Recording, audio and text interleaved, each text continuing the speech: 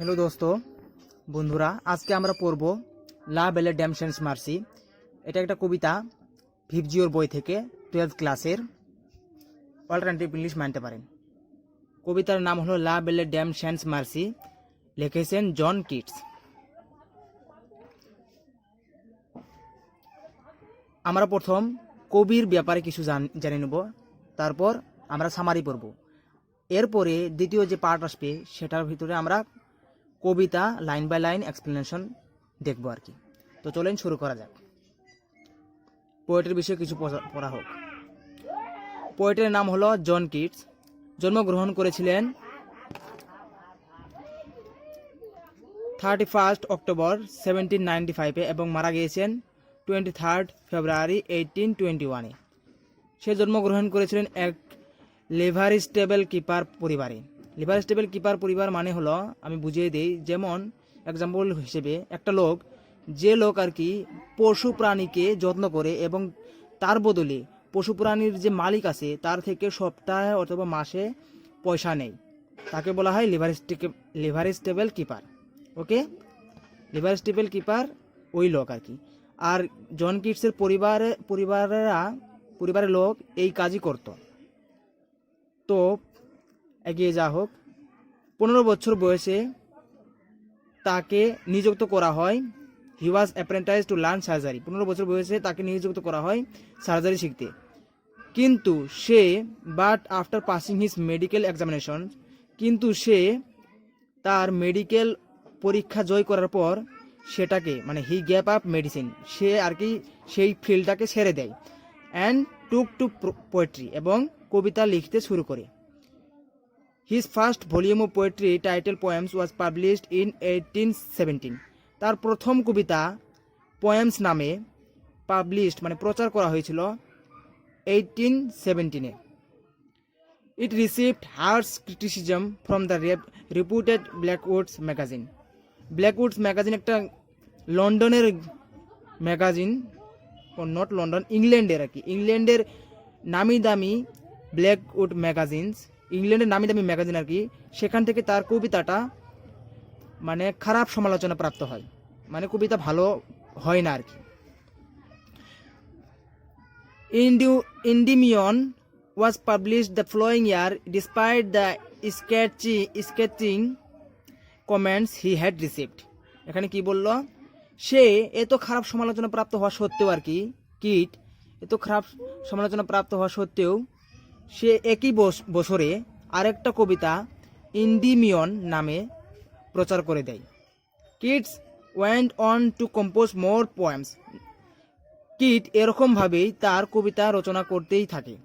Notable among which are, তার রচনাকৃত কবিতা থেকে Hyperion কবিতা একটা, the eve of ST Agnes, ode to nightingale, ode on a Grecian urn, ode to Psyche, ode on melancholy, la belle dame sans merci and to autumn, এই সমস্ত তার কবিতা ছিল আর কি। This made his worst critics recognize his genius. এই তার সমস্ত কবিতা তার যে খারাপ সমালোচককারী ছিল তাদেরকে বাধ্য করে দিয়েছে তার প্রতিভাকে চিনতে। মানে সে যে জন কিটস যে একজন জিনিয়াস সেটাকে চিনে দিয়েছে। সেটা পরিচয় কিভাবে হয়েছে, তার কবিতা, এই সমস্ত কবিতায় সেটা তাকে পরিচয় দিয়েছে। হিজ ওয়ার্শিপ অফ বিউটি, তার উপাসনার সৌন্দর্য, and richness of literary expressions, এবং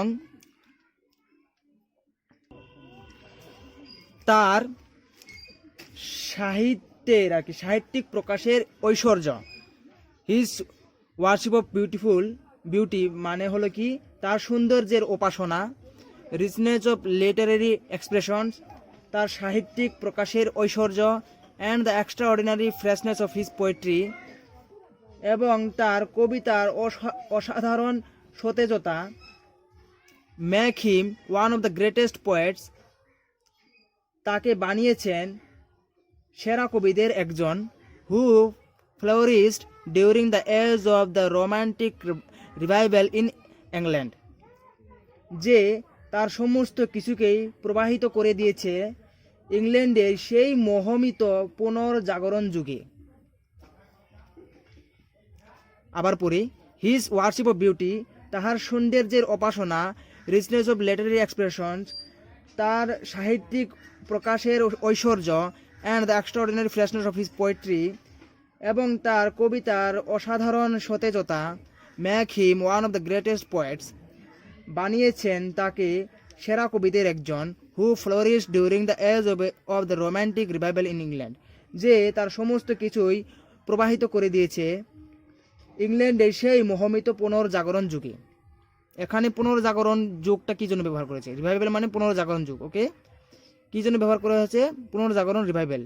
কারণ আমরা জানি আর কি হিস্টোরি থেকে 17th সেঞ্চারি পর্যন্ত ইংল্যান্ডে অনেক যুদ্ধ চলেছে, সিভিল ওয়ার চলেছে, অনেক যুদ্ধ, কিন্তু 18th সেঞ্চারির মধ্যে থেমে গেছে। সেই জন্য সেই 18th সেঞ্চারিকে বলা হয়েছে পুনর্জাগরণ যুগ, ওকে? তারপর পড়া যাক, Keats died on 23rd February 1821 at the age of 25। Keats মারা যায় 25 বছর বয়সে 23rd February 1821 সালে। তো এটা হলো কবির ব্যাপারে সব কিছুই। এখন আমরা পড়ব সামারি। আমি আগে বলেছি আগে কবির ব্যাপারে পড়বো, তারপরে সামারি পড়বো, তারপরে আমরা একটা নির্দিষ্ট ডাইরেকশন পাবো, তখন আমরা কবিতাটা লাইন বাই লাইন এক্সপ্লেনেশন দেখবো। তো চলেন সামারিটা শুরু করা যাক। Composed in 1819, this poem is partly derived from Robert Jameson's Popular Ballads, 1806. এটা কি বললো? কবিতাটা 1819 সালে রচনা করা হয়েছিল। এই কবিতাটা লা বেলে ড্যামসন্স মার্সি, এই কবিতাটা রবার্ট ড্যামসনের বিখ্যাত গাথার অংশ। রবার্ট ড্যামসনের একটা বিখ্যাত গাথা ছিল, তারই অংশ, মানে ব্যালাডস মানে গাথা। এখন গাথা মানে কি বুঝিয়ে দেই, যেমন একটা কবিতা, হ্যাঁ, অথবা একটা গান, অনেক লম্বা গান, মানে অনেক বড় গান, যেখানে ভালোবাসার ব্যাপারে লেখা হয়, সেটাকে বলা হয় ব্যালাডস অথবা গাথা। সেখান থেকে কিছু অংশ এই কবিতা, সেখান থেকে কিছু অংশ নিয়ে এই কবিতাটা লেখা হয়েছে। সেই জন্য এটাকে পার্টলি ড্রাইভেবল কবিতা বলা হয়, ওকে? তারপর আগিয়ে যাওয়া হোক। The title La Belle Damson's Mercy, which is in French means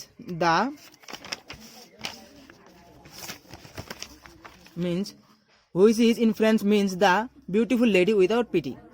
এখানে কি বললো যে টাইটেলটা আর কি, কবিতাটার টাইটেল লা বেলে ড্যামসন্স মার্সি, এটা আসলে ফ্রেঞ্চে, যার মানে ইংলিশে যদি আমরা দেখি the beautiful lady without pity, এর মানে যদি বাংলায় দেখা হয়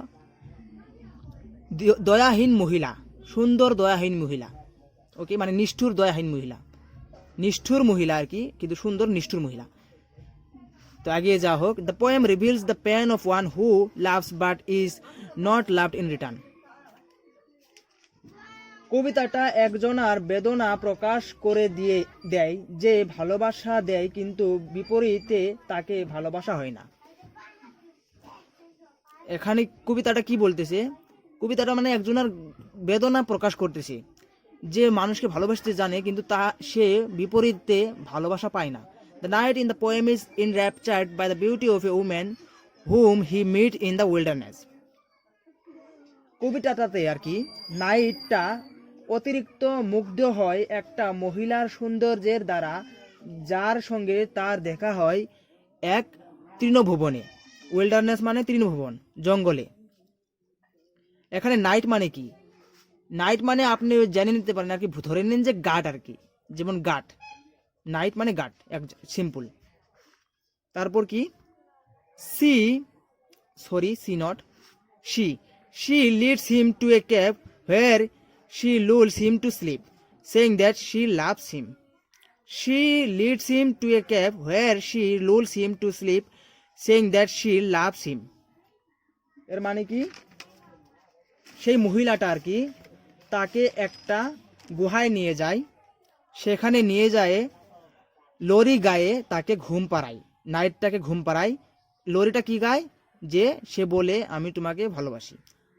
However, পরন্তু the night sees a dream in which earlier victims of the lady warn him that he has been bewitched by the beautiful lady who is devoid of any pity. Bewitched এটা ওকে bewitched কি আবার পড়ি একবার however the knight sees a dream in which earlier victims of the lady warn him that he has been bewitched by the beautiful lady who is devoid of any pity. পরন্তু তখনই night একটা স্বপ্ন দেখে সেখানে মহিলার আগের শিকারগুলো তাকে সচেতন করে দেয় যে সে মোহিত হয়েছে সুন্দর মহিলার দ্বারা যার কোনো দয়া নেই। বুঝছেন তো? He sees kings, princes and warriors who are tormented by the indifference of the lady whom they love. স্বপ্নের মধ্যে সে কি দেখলো? নাইটটা কি দেখলো? রাজাগুলোকে দেখলো, রাজকুমারগুলোকে দেখলো এবং সৈন্যগুলোকে দেখলো। সবাই যন্ত্রণা পেয়েছে আর কি এই মহিলার নিরপেক্ষতার দ্বারা। নিরপেক্ষতা মানে হেলা। এই মহিলার হেলার জন্য সবাই যন্ত্রণা পেয়েছে। যাকে তারা সবাই ভালোবেসেছিল, এই মহিলাটাকে যারা সবাই ভালোবেসেছিল তারা সবাই এই মহিলার হেলার জন্য যন্ত্রণা পেয়েছে। তারপর when he wakes up he finds that the lady has disappeared and he is forced to loiter aimlessly with the anguish of unrequited love. আবার পড়ি when he wakes up he finds that the lady has disappeared and he is forced to loiter aimlessly with the anguish of unrequited love. সে যখন সে ঘুম থেকে উঠল সে দেখল মহিলাটা অদৃশ্য হয়ে গেছে এবং সে বাধ্য হয়ে তার সেই প্রতিদানহীন ভালোবাসার বেদনা নিয়ে ফিরে গেল তার সেই কামে যেখানে সে উদ্দেশ্য ছাড়াই এদিক ওদিকে ঘুরে বেড়ায়। আমরা জানি নাইটের কাম কি, মানে একটা গাটের কাম এদিকে ওদিকে ঘুরে বেড়ানো, মানে সেই বেদনা নিয়ে তার কামে ফিরে গেল এদিকে ওদিকে ঘুরে বেড়ানো কামটা আর কি।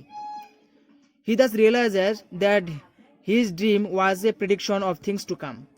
অতএব সে বুঝতে পারলো, মানে এখন নাইটটা কি বলতেছে, অতএব নাইট বুঝতে পারলো স্বপ্নটা ছিল তার ভবিষ্যতে ঘটে যেতে পারার ব্যাপারে ভবিষ্যবাণী। স্বপ্নটা আর কি, স্বপ্নটা যেটা দেখলো সেটা আসলে তার ভবিষ্যতে ঘটে যেতে পারা আর কি, ঘটে যেতে পারে এরকম ভাবে তারই ভবিষ্যবাণী সেই স্বপ্ন। তো আমাদের সামারি শেষ হলো। এখন আমরা নেক্সট পার্টে আমাদের কবিতার লাইন বাই লাইন এক্সপ্লেনেশন দেখব। তো থ্যাংক ইউ ভিডিও দেখার জন্য। ভিডিও যদি ভালো লাগে অবশ্যই লাইক করবেন এবং অবশ্যই আমার যদি এক্সপ্লেনেশনগুলো পছন্দ হয় তাহলে অবশ্যই